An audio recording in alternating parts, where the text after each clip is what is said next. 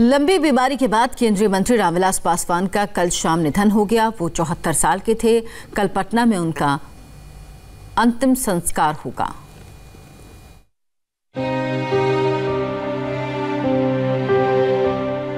पांच दशक लंबी पारी खेलने वाले रामविलास पासवान राजनीति के उन चंद सूरमाओं में से थे जिनकी प्रासंगिकता कभी भी खत्म नहीं हुई।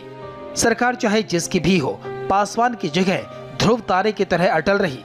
74 साल के पासवान के कुछ दिनों पहले दिल्ली के एस्कॉट हॉस्पिटल में हार्ट सर्जरी हुई थी।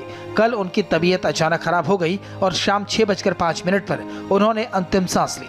पासवान के बेटे चिराग पासवान ने ट्वीट कर अपने पिता के निधन की खबर दी।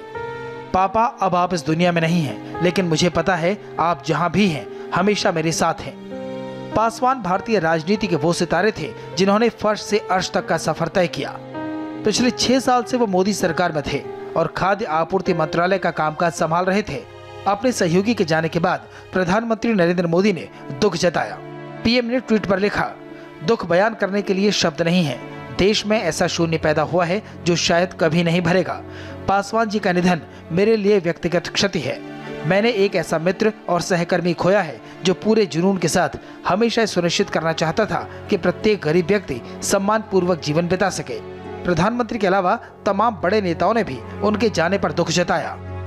एक फायर ब्रांड लीडर के रूप में हमने देखा था, गरीबों की चिंता करने वाले, समाज के अंतिम पायदान पर खड़े व्यक्ति की चिंता करने वाले, और साथ ही साथ वह किसी भी सरकार में मंत्री रहे, लेकिन सभी पार्टियों में बराबर की दोस्ती, सबको साथ लेकर के चलना। वो बहुत नेक आदमी थे, अच्छे आदमी थे। पिछले 4 दशकों से मैं उनको जानता था।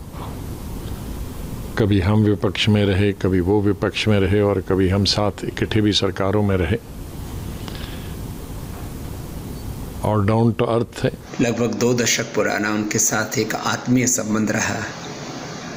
मैंने बेटे चिराग पासवान से बात की है और भगवान से प्रार्थना करता हूँ कि पूरे परिवार को इस दुख को सहने की शक्ति परमात्मा प्रदान करे।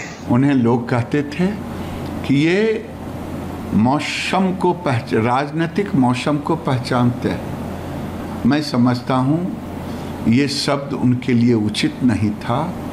वो समाज के मर्म को समझते थे। और अब भविष्यवाणी में आचार्य इंदु प्रकाश से जानिए।